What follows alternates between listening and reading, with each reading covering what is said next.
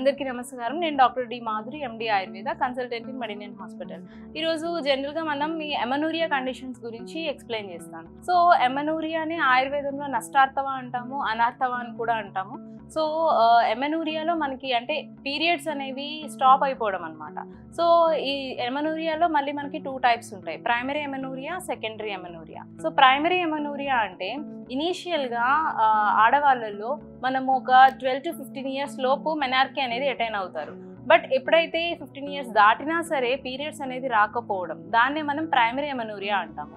So వీళ్ళల్లో ఎందుకు period అనేది రాలేదు అనడానికి రీజన్స్ ఏంటి అంటే, ఏమన్నా ఓవరీస్లో ఏమైనా డిస్టర్బెన్సెస్ ఉన్నా, లేకపోతే ఏమైనా సెంట్రల్ నర్వస్ సిస్టంలో ఏమైనా చేంజెస్ వచ్చినా సరే, పిట్యూటరీ గ్లాండ్లో డిఫెక్ట్స్ ఏమైనా వచ్చినా సరే, అట్లాగే రిప్రొడక్టివ్ ఆర్గాన్స్లో ఏమైనా చేంజెస్ వచ్చినా సరే మనకి ఈ ప్రైమరీ ఎమనూరియా కండిషన్ అనేది వస్తుంటుంది.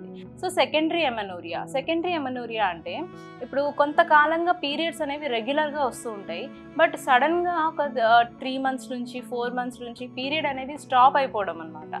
సో మన దగ్గరకు వచ్చిన పేషెంట్స్ ఎట్లా కంప్లైంట్ చేస్తారంటే, ఒక 2 months బ్యాక్ వరకు పీరియడ్ రెగ్యులర్గా ఉండేదండి, 2 months నుంచి పీరియడ్ రావట్లేదు, లేదా 3 months 6 months నుంచి పీరియడ్ రావట్లేదు అని చెప్తూ ఉంటారు.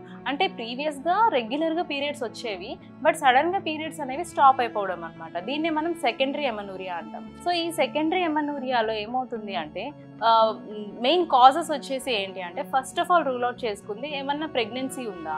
సో ప్రెగ్నెన్సీ ఏమన్నా ఉన్నా సరే మనకి పీరియడ్స్ అనేవి రావు. So first of all pregnancy rule out చేసుకోవాలి. సో సెకండ్ వచ్చేసి బ్రెస్ట్ ఫీడింగ్ ఏమన్నా అంటే ఫీడింగ్ మదర్స్లో కూడా మనం పీరియడ్స్ అనేవి రావు. సో ఫీడింగ్ మదర్స్లో ఏమవుతుంది అంటే ప్రొలాక్టిన్ హార్మోన్ అనేది హై లెవెల్లో ఉంటుంది. సో ఇంక్రీజ్డ్ ప్రొలాక్టిన్ హార్మోన్స్ వల్ల మనకి పీరియడ్స్ అనేవి స్టాప్ అవుతూ ఉంటాయి. సో అంటే కొంతమంది 1 year 2 years వరకు ఫీడింగ్ ఇస్తూ ఉంటారు. అంటే 2 years వరకు పీరియడ్ రాదా మేడం అన్నట్టు కాదు, బట్ ఇనీషియల్ స్టేజ్లో ఏంటి అంటే మనకి ప్రొలాక్టిన్ హార్మోన్ లెవెల్స్ అనేవి ఎక్కువ ఉంటాయి. సో జనరల్గా ఒక 6 months వరకు మనకి పీరియడ్ అనేది రాదు, బట్ తర్వాత నెమ్మదిగా స్టార్ట్ అవుతుంది. సో ఇన్ కేస్ ఏమైనా హార్మోనల్ డిస్టర్బెన్సెస్ ఉంటే కనుక 6 monthsకి ఇంకా ప్రొలాంగ్ అవుతూ ఉండే అవకాశాలు ఉండొచ్చు. సో సెకండ్ రూల్ అవుట్ చేసుకోవాల్సింది బ్రెస్ట్ అంటే లాక్టేటింగ్ మదర్స్లో కూడా మనం ఈ సెకండరీ ఎమనూరియా కండిషన్ అనేది చూస్తాం. సో నెక్స్ట్ వచ్చేసి ఏమన్నా ఎక్కువగా టెన్షన్స్ కానీ, ఏదైనా డిప్రెషన్లో ఉన్నా సరే, అంటే ఎక్కువ ఆలోచనలు ఉన్నా, అంటే సైకలాజికల్గా బాగా డిస్టర్బ్డ్గా ఉన్న వాళ్ళల్లో కూడా మనము పీరియడ్స్ అనేవి స్టాప్ అయ్యే అవకాశాలు ఉంటాయి అన్నమాట. సో ఎందుకంటే మనకి సైకోసోమాటిక్ డిజార్డర్స్ కూడా ఉంటాయి. సైకలాజికల్గా ఎంత స్ట్రెస్ అండ్ డిప్రెషన్కి గురవుతామో అది అంతా మన హార్మోన్స్ మీద ఇంపాక్ట్ చూపిస్తుంది అండ్ మన ఫిజికల్ బాడీ మీద ఇంపాక్ట్ చూపిస్తుంది. సో దానివల్ల పీరియడ్స్ అనేవి స్టాప్ అవుతూ ఉంటాయి. సో నెక్స్ట్ వచ్చేసి ఏంటంటే, ఎక్కువగా ఏమన్నా జంక్ ఫుడ్స్ కానీ, బయట ఫుడ్స్ ఎక్కువ తీసుకోవడం కానీ, అట్లాగే ఎక్కువ బేకరీ ఐటమ్స్ తీసుకోవడం కానీ, ఇర్రెగ్యులర్ డైట్స్ తీసుకున్న వాళ్ళల్లో కూడా మనం ఈ పీరియడ్స్ అనేవి స్టాప్ అవ్వడం, ఇర్రెగ్యులర్గా అవ్వడం అనేది అబ్జర్వ్ చేస్తూ ఉంటాము. సో నెక్స్ట్ వచ్చేసి ఒబేస్ ఉన్న వాళ్ళల్లో, అంటే బాగా వెయిట్ ఎక్కువ ఉన్న వాళ్ళల్లో మనము పీరియడ్స్ అనేవి స్టాప్ అవ్వడం చూస్తాం.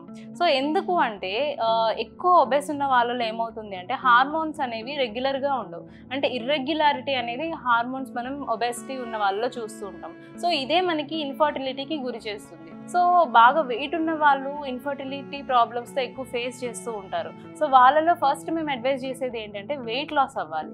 సో వెయిట్ అనేది తగ్గితేనే కానీ మనకి ఏంటంటే ఈ ఇన్ఫర్టిలిటీ ప్రాబ్లం అనేది నుంచి బయటపడలేరు అనమాట.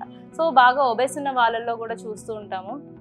అట్లాగే థైరాయిడ్ ఇష్యూస్ ఏమన్నా ఉన్నా, సో థైరాయిడ్ ఉన్న వాళ్ళల్లో కూడా మనం ఈ హార్మోనల్ ఇంబ్యాలెన్స్ అనేది జరుగుతుంది. అంటే అక్కడ మనకి TSH లెవెల్స్ బాగా ఎక్కువ అవ్వడం, T3 T4 లెవెల్స్ బాగా తగ్గిపోవడం అనేది చూస్తూ ఉంటాము.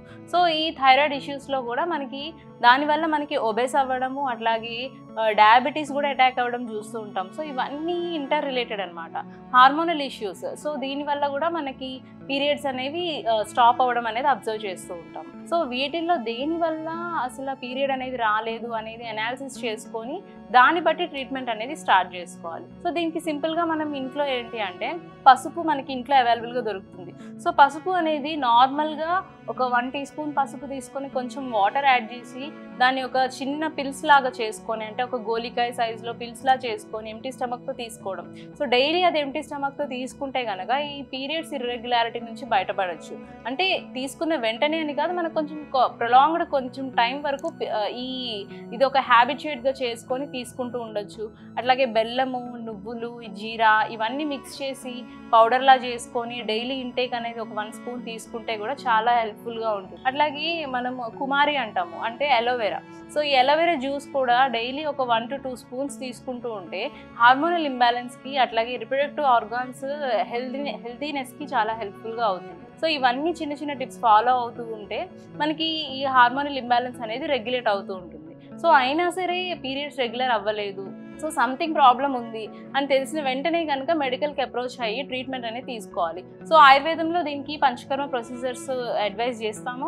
ఇన్ కేస్ ఏమైనా ఇన్ఫర్టిలిటీ కండిషన్ ఉంటే ఉత్తరవస్తి ప్రొసీజర్ ఇస్తాం, అట్లాగే విరేచనం ప్రొసీజర్ ఉంటుంది, వస్తీ ఉంది. సో ఇలాంటి పంచకర్మ ప్రొసీజర్స్ అనేవి అడ్వైజ్ చేస్తాం.